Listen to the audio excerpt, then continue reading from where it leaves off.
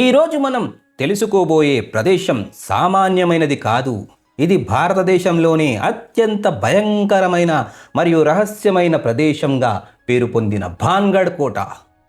రాజస్థాన్లోని ఆరావళి కొండల మధ్య ఎంతో అందంగా కనిపించే ఈ కోట వెనుక వందల ఏళ్ల నాటి భయంకరమైన శాపాలు మరియు అంతు చిక్కని రహస్యాలు దాగి ఉన్నాయి. ఒక మంత్రగాడి శాపం వల్ల ఈ నగరం రాత్రికి రాత్రి శ్మశానంగా మారిందా? ఇక్కడి భవనాలకు పైకప్పులు వేస్తే ఎందుకు కూలిపోతున్నాయి? సూర్యాస్తమయం తర్వాత ఇక్కడ నిజంగా ఆత్మలు తిరుగుతాయా? నల్లటి చీర కట్టుకున్న స్త్రీ, అర్ధరాత్రి వినిపించే బజారు శబ్దాలు. అసలు భారత ప్రభుత్వం రాత్రిపూట ఇక్కడికి ఎవరికి ఎందుకు రానివ్వదు? ఈ ప్రశ్నలన్నింటికీ సమాధానాలు, అలాగే ఈ కోట గురించి ప్రచారంలో ఉన్న షాకింగ్ కథలను ఈ వీడియోలో మనం క్లియర్గా తెలుసుకుందాం. వీడియోను చివరి వరకు చూడండి, ఎందుకంటే భాన్గఢ్ గురించి మీకు తెలియని ఎన్నో ఆసక్తికరమైన విషయాలను నేడు మీకు చెప్పబోతున్నాను. ఇక ఆలస్యం చేయకుండా వీడియోకి వెళ్ళిపోదామా? Let start our show. Bhangarh కోట అందమైన ఆరావళి పర్వతాల శ్రేణుల మధ్య వెలిసిన అద్భుతమైన కట్టడమే ఈ భాన్గఢ్ కోట. ఇది రాజస్థాన్లోని జైపూర్ మరియు ఆల్వార్ నగరాల మధ్య సరిస్కా అభయారణ్యానికి సుమారు 50 కిలోమీటర్ల దూరంలో ఉంది. ఈ కోటను 17వ శతాబ్దంలో రాజా మాధో సింగ్ నిర్మించారు. ఈయన మొఘల్ సామ్రాజ్యంలో గొప్ప జనరల్ అయిన మాన్ సింగ్కు తమ్ముడు. 1720వ సంవత్సరం వరకు ఇక్కడ రాజభవనమే కాకుండా దాదాపు 9000 ఇళ్ళు ఉండేవి. ఆ తరువాత కాలక్రమేణా ఇక్కడ జనాభా తగ్గిపోయింది. ఈ కోటను మరియు ఆ ఊరిని కాపాడడానికి వరుసగా 3 భారీ రక్షణ గోడలు, 5 పెద్ద ప్రవేశ ద్వారాలు ఉండేవి. కోట లోపల పాతకాలపు పెద్ద భవంతులు, అంటే హవేలీలు అన్నమాట, అందమైన ఆలయాలు మరియు అంగడి వీధుల లాంటి శిథిలాలు కనిపిస్తాయి. ఇవన్నీ చూస్తుంటే ఒకప్పుడు ఈ ప్రాంతం ఎంత సిరి సంపదలతో తులతూగిందో మనకు అర్థమవుతుంది. ఈ కోటను చాలామంది దయ్యాల కోట అని పిలుస్తూ ఉంటారు. అయినప్పటికీ అక్కడ ఉండే ప్రశాంతమైన వాతావరణం, చుట్టూ ఉండే కొండల అందం మరియు అద్భుతమైన శిల్పకళను చూడడానికి పర్యాటకులు భారీ సంఖ్యలో ఇక్కడికి వస్తూ ఉంటారు. ఒక మాటలో చెప్పాలంటే చరిత్రను మరియు ప్రకృతి అందాలను ఇష్టపడే వారికి భాన్గఢ్ కోట ఒక గొప్ప ప్రవేశం. భాన్గఢ్ కోట లోపలికి వెళ్తే మనకు పాతకాలపు దేవాలయాలు, రాజభవనాలు మరియు పెద్ద భవంతులు, హవేలీలు, శిథిలాలు కనిపిస్తాయి. ఈ కోట ఇప్పుడు శిథిలావస్థలో ఉన్నప్పటికీ చుట్టూ ఉన్న పచ్చదనంతో కలిసి ఎంతో గంభీరంగా, ప్రశాంతంగా కనిపిస్తూ ఉంటుంది. ఈ కోటకు ప్రధాన ద్వారంతో పాటు మరో 4 ముఖ్యమైన ద్వారాలు ఉన్నాయి. Lahori gate, Ajmer gate, Phulwari gate, Delhi gate. ఇవి ప్రసిద్ధమైనవి. ఇందులో ప్రసిద్ధమైన దేవాలయాలు కూడా ఉండడం ఆశ్చర్యం. కోట ప్రధాన ద్వారం వద్ద అనేక హిందూ ఆలయాలు ఉన్నాయి. ఇవన్నీ 17వ శతాబ్దపు అద్భుతమైన శిల్పకళకు నిదర్శనాలు. ముఖ్యంగా ఇవి నాగారా శైలిలో నిర్మించబడ్డాయి. గోపీనాథ్ దేవాలయం, ఇది 14 అడుగుల ఎత్తైన వేదికపై రాళ్లపై అద్భుతమైన చెక్కడాలతో నిర్మించబడింది. ఇతర దేవాలయాలు సోమేశ్వర ఆలయం, కేశవ రాయ్ ఆలయం, మంగళాదేవి ఆలయం మరియు గణేశుని ఆలయం. ఈ ఆలయాల దగ్గరే ప్రధాన అర్చకుల నివాసమైన పురోహిత్జీ కి హవేలీ కూడా ఉంది. ఇతర కట్టడాలు నరక్తియోం కి హవేలీ, ఇది ఆ కాలంలోని నృత్యకారిణుల నివాస భవనం. అంగడి వీధి, మార్కెట్ ప్లేస్, కోట లోకాల ఒకప్పుడు కలకలలాడిన బజారు శిథిలాలను చూడవచ్చు. రాజభవనం, కోట చివరి భాగంలో రాజభవనం ఉంటుంది. ఒకప్పుడు ఇది 7 అంతస్తుల భవనంగా ఉండేది, కానీ ప్రస్తుతం కేవలం 4 అంతస్తులు మాత్రమే మిగిలి ఉన్నాయి. చూడటానికి పాతబడినట్లు అనిపించినా ఈ కోటలోని ప్రతి రాయి ఆనాటి వైభవాన్ని మనకు గుర్తు చేస్తుంది. ఈ కోటలోని కొన్ని ముఖ్యమైన కథల గురించి తెలుసుకుందాం. గురు బాలునాథ్ శాపం, the curse of Guru Balunath, the Raja Madho Singh. ఈ కోటను కట్టాలని అనుకోకముందు ఆ కొండ ప్రాంతంలో గురు బాలునాథ్ అనే గొప్ప తపస్వి ఉండేవారు. ఆయన ఇక్కడ దశాబ్దాలుగా ఏకాంతంగా తపస్సు చేసుకునేవారు. రాజు ఆ ప్రాంతంలో కోట కట్టడానికి సిద్ధపడినప్పుడు ఆ సాధువు ఆశీర్వాదం కోసం వెళ్ళాడు. సాధువు కోట నిర్మాణానికి ఒప్పుకుంటూ ఒక కఠినమైన షరతు పెట్టారు. నువ్వు కోటను కట్టుకో, కానీ నీ కోట నీడ ఎప్పటికీ నేను తపస్సు చేసుకునే చోటుపై పడకూడదు. ఏ రోజైతే నీ భవనాల నీడ ఆ పవిత్ర స్థలాన్ని తాకుతుందో ఆ రోజే నీ నగరం నాశనమైపోతుంది. ఇక్కడ ఎవ్వరూ నివసించలేరు అని హెచ్చరించాడు. రాజు అలాగే షరతులను పాటించాడు. కానీ ఆ తరువాత వారి వంశస్థులు ఆ షరతులను పట్టించుకోకుండా కోట ఎత్తును పెంచుతూ నిర్మాణం చేశారు. కోట నిర్మాణం జరుగుతున్నప్పుడు భవనాల ఎత్తు పెరుగుతూ పోయింది. ఒకరోజు కోట నీడ గురు బాలునాథ్ తపస్సు చేసే చోటుపై పడింది. అప్పుడే ఆయన కళ్ళు తెరిచి భాన్గఢ్ వినాశనాన్ని శాసించారు. ఆ తరువాత నగరంలో పంటలు పండకపోవడం, రోగాలు రావడం వంటి అనర్థాలు మొదలయ్యాయి. చివరకు 1783లో జరిగిన విదేశీ దాడులలో ఈ నగరం పూర్తిగా నిర్మానుష్యమైపోయింది. ఆ శాపం తర్వాత అక్కడ నివసించాలని చూసిన వారు మర్మంగా చనిపోవడము లేక మాయమైపోవడము జరిగిందని స్థానికులు చెబుతారు. నేటికి కనిపిస్తున్న ఆధారాలు పైకప్పులు లేని భవనాలు. భాన్గఢ్ కోటలో ఒక వింత ఇప్పటికీ పర్యాటకులను ఆకర్షిస్తూ ఉంటుంది. అక్కడ ఉన్న ఏ భవనానికి కూడా పైకప్పు అంటే రూఫ్ ఉండదు. ఆ శాపం వల్లే అక్కడ భవనాలపై కప్పు వేయడానికి ఎవరూ ప్రయత్నించినా అవి కూలిపోతాయని ప్రజలు నమ్ముతారు. 200 ఏళ్లకు పైగా కాలం గడవడం వల్ల పైకప్పులు పాడయ్యాయని కొందరు అన్నా, పురావస్తు శాఖ వారు కూడా మరమ్మతుల సమయంలో అక్కడ కొత్తగా పైకప్పులు వేయడానికి సాహసించకపోవడం గమనార్హం. ఈ కథలు వింటుంటే భాన్గఢ్ కోట అందంగానే కాకుండా ఎంతో మిస్టరీగా కూడా కనిపిస్తుంది. రాజకుమారి రత్నావతి మరియు మంత్రగాడి శాపం. భాన్గఢ్ కోట గురించి వినిపించే రెండో కథ మొదటి దానికంటే చాలా ప్రాచుర్యం పొందింది. ఇది రాజకుమారి రత్నావతి మరియు ఒక మంత్రగాడికి సంబంధించింది. రాజకుమారి అందాల రాశి. రత్నావతి ఆ కాలంలో అత్యంత అందగత్తగా పేరుగాంచింది.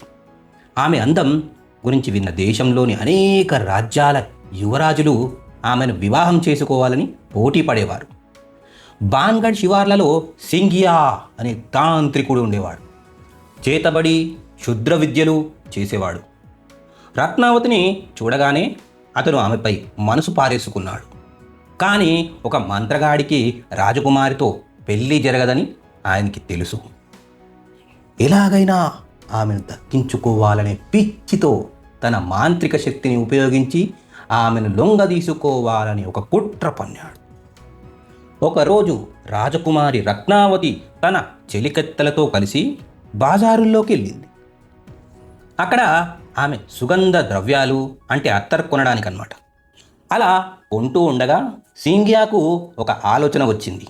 తన మాంత్రిక శక్తితో ఒక అత్తరు సీసాపై వశీకరణ మంత్రం చేశాడు. ఆ అత్తరును రాజకుమారి కనుక ఒంటికి రాసుకుంటే ఆమె తనను పిచ్చిగా ప్రేమించి పెళ్లికి ఒప్పుకుంటుందని అతను ఆశపడ్డాడు. రత్నావతి కేవలం అందగత్తె మాత్రమే కాదు, చాలా తెలివైనది కూడా. ఆ అత్తరు సీసాను చూడగానే అందులో ఏదో తేడా ఉందని ఆమెకు అర్థమైంది. బహుశా ఆమెకు ఆ మంత్రగాడు తనపై నిఘా ఉంచాడని ముందే తెలిసి ఉండవచ్చు. ఏమాత్రం ఆలస్యం చేయకుండా ఆమె ఆ సీసాని పక్కనే ఉన్న ఒక పెద్ద బండరాయిపై బలంగా విసిరిగొట్టింది. ఆ మంత్రించిన అత్తరు బండరాయికి తగలగానే ఆ శక్తి రాయికి అంటుకుంది. మంత్రగాడు అనుకున్న దానికి విరుద్ధంగా ఆ బండరాయి మంత్రశక్తితో కదులుతూ నేరుగా మాంత్రికుడి వైపు దూసుకెళ్ళింది. అతను తప్పించుకోవాలని చూసినా లాభం లేకపోయింది. ఆ భారీ బండరాయి కిందపడి అతను ప్రాణాలు ఇచ్చాడు. చనిపోయే ముందు ఆ మంత్రగాడు తన శక్తిని అంతా కూడబెట్టుకొని భాన్గఢ్ మీద ఒక భయంకరమైన శాపాన్ని వదిలాడు. ఈ నగరంలో ఏ ఆత్మకు శాంతి దొరకదు. భాన్గఢ్ నాశనం అయిపోతుంది. ఇక్కడ నివసించే ప్రతి ఒక్కరూ, రాజు కూడా, రాజకుమారి మరియు ప్రజలు దారుణంగా చనిపోతారు. ఈ నగరాన్ని తిరిగి ఎవ్వరూ నిర్మించలేరు అని శాపం పెట్టిండు. ఈ కథ ప్రకారం ఆ మంత్రగాడు చనిపోయిన ఏడాదిలోపే భాన్గఢ్ మీద శత్రువుల దాడి జరిగింది. యుద్ధంలో రాజకుమారి రత్నావతితో పాటు వేలాది మంది ప్రజలు చనిపోయారు. బతికిన వారు భయంతో ఊరు విడిచి వెళ్ళిపోయారు. అలా ఒకప్పటి వైభవంగా ఉండే నగరం నేడు దయ్యాల కోటగా మారిపోయింది. స్థానికులు మరో వింత విషయాన్ని కూడా నమ్ముతూ ఉంటారు. రాజకుమారి రత్నావతి మరియు ఆ మంత్రగాడు ప్రతి తరంలో పుడుతూనే ఉంటారని, ఆ శాపం విరిగితే అప్పటి వరకు పోరాటం కొనసాగుతూనే ఉంటుంది అని కథలు చెబుతారు. ఇప్పటికీ కోటలో వింత శబ్దాలు రావడం, నల్లటి చీర కట్టుకొని ఒక స్త్రీ తిరగడం, ఆత్మలు తిరగడానికి కారణం చనిపోయిన వారి ఆత్మలు శాంతి దొరకక అక్కడే చిక్కుకుపోయాయని చాలామంది ప్రజలు నమ్మకం. అందుకే ఈ కోట కేవలం ఒక పర్యాటక ప్రాంతం మాత్రమే కాదు, అనేక మిస్టరీలకు నిలయంగా మారింది. భాన్గఢ్ కోట చుట్టూ కేవలం రాజులు, మంత్రగాళ్ళ కథలే కాకుండా మరిన్ని వింతైన కథలు కూడా ప్రాచుర్యంలో ఉన్నాయి. నర్తకి శాపం. స్థానికులు చెప్పుకునే కథ ప్రకారం ఒకప్పుడు రాజసభలో ఒక అందమైన నర్తకి ఉండేది. ఆమె ఒక యువరాజును ప్రేమించిందని, కానీ అతను ఆమెను తిరస్కరించాడని చెబుతారు. మనస్తాపానికి గురైన ఆమె ఈ కోటలో ఇకపై ఎన్నడూ సంగీతం కానీ వేడుకలు కానీ వినిపించవు అని శాపించింది. ఇప్పటికీ లోపట గాలి వీస్తున్న, పక్షులు ఉన్న వాతావరణం అంతా ఒక వింతైన నిశ్శబ్దంతో నిండినట్లు అనిపిస్తూ ఉందని సందర్శకులు చెబుతూ ఉంటారు. హెచ్చరిక శిల. గురు బాలునాథ్ తపస్సు చేసిన చోట ఒక రాతి పలకం ఉందని, దానిపై ఈ శాపాల గురించి హెచ్చరికలు రాసి ఉన్నాయని కొందరు నమ్ముతారు. కొంతమంది పర్యాటకులు ఆ రాయిని చూశామని చెబుతుంటే, మరికొందరు అది అస్సలు లేదని వాదిస్తారు. అది ఎక్కడ ఉందో ఇప్పటికీ ఎవ్వరికీ సరిగ్గా తెలియదు. అది మాయమైపోయింది అని, లేదా అసలు లేనే లేదని భిన్నమైన అభిప్రాయాలు ఉన్నాయి. పూర్వం భాన్గఢ్లో వ్యాపారాలతో కలకలలాడిన బాజారు వీధి ఇప్పుడు శిథిలమైపోయి, కానీ స్థానికుల నమ్మకం ప్రకారం పౌర్ణమి రాత్రులలో ఆ పాత బాజారులో వ్యాపారుల అరుపులు, వస్తువులు కొనేవారి బేరసారాలు, గజ్జెల సవ్వడులు వినిపిస్తాయని గ్రామస్తులు చెబుతారు. భాన్గఢ్ గతాన్ని గుర్తు చేసే ఈ దయ్యాల సంత శతాబ్దాల నుంచి విన్నాం కానీ అని చెప్పేవారు తప్ప ధైర్యం చేసి దగ్గరకు వెళ్ళేవారు ఎవ్వరు లేరు. మాయమయ్యే పర్యాటకులు. సూర్యాస్తమయం తర్వాత కోటలోకి వెళ్ళిన వారు తిరిగి రాలేదని కథలు కోకొల్లుగా ఉన్నాయి. కుతూహలంతో రాత్రిపూట లోపలికి వెళ్ళిన కొందరు అన్వేషకులు మాయమైపోయారని, వారి జాడ ఎప్పటికీ దొరకలేదని స్థానికులు చెబుతూ ఉంటారు. దీనికి సంబంధించిన అధికారికంగా ఎటువంటి ఆధారాలు లేకపోయినా ఈ మాటలు ఇప్పటికీ ప్రజలను భయపడుతూనే ఉన్నాయి. మంత్రగాళ్ళు, శాపాలు వినడానికి ఆసక్తికరంగా ఉన్నప్పటికీ చరిత్రకారులు ఈ నగరం పతనం కావడానికి కొన్ని వాస్తవ కారణాలను చెబుతున్నారు. అవేంటి అంటే 1720 నాటి కరువు. ఆ సమయంలో వచ్చిన భారీ కరువు వల్ల తిండి, నీరు దొరక్క ప్రజలందరూ వేరే ప్రాంతాలకు వలస వెళ్ళిపోయారు. 18వ శతాబ్దపు దాడులు. మొఘల్ సామ్రాజ్యం బలహీనపడిన తర్వాత 1783లో జరిగిన యుద్ధాలు మరియు దాడుల వల్ల ఈ నగరం పూర్తిగా నాశనమైపోయింది. నీటి ఎత్తడి. కాలక్రమేణా నీటి వనరులు తగ్గిపోవడం వల్ల వ్యాపార మార్గాలు మారిపోవడంతో ఇక్కడ ఆర్థిక పరిస్థితి దెబ్బతిన్నది. శత్రువుల దాడిని తట్టుకోవడంలో ఈ కోట నిర్మాణం కొంత బలహీనపడిందని కూడా ఒక కారణం. పురావస్తు శాఖ వాళ్ళు ఏమంటున్నారంటే, భారత పురావస్తు శాఖ భాన్గఢ్ కోటలో దయ్యాలు ఉన్నాయని ఎప్పుడూ అధికారికంగా ప్రకటించలేదు. సూర్యాస్తమయం తర్వాత లోపలికి వెళ్ళకూడదు అని బోర్డు పెట్టడానికి కారణం కేవలం భద్రత మాత్రమే. వన్యప్రాణులు ఒక చోట దట్టమైన అడవి ఉండడం వల్ల రాత్రి వేళల్లో క్రూర మృగాల భయం ఉంటుంది. కోట శిథిలావస్థలో ఉంది. రాత్రిపూట వెళ్తే గుంతల్లో పడడం లేదా గోడలు కూడి గాయపడే అవకాశం ఉంది. కోటలో ఎటువంటి విద్యుత్ సౌకర్యం లేదు. అలాగే సెల్ ఫోన్ సిగ్నల్ కూడా సరిగ్గా ఉండవు. కాబట్టి రాత్రిపూట అక్కడ దారి తప్పిపోతే ప్రమాదం ఉంది.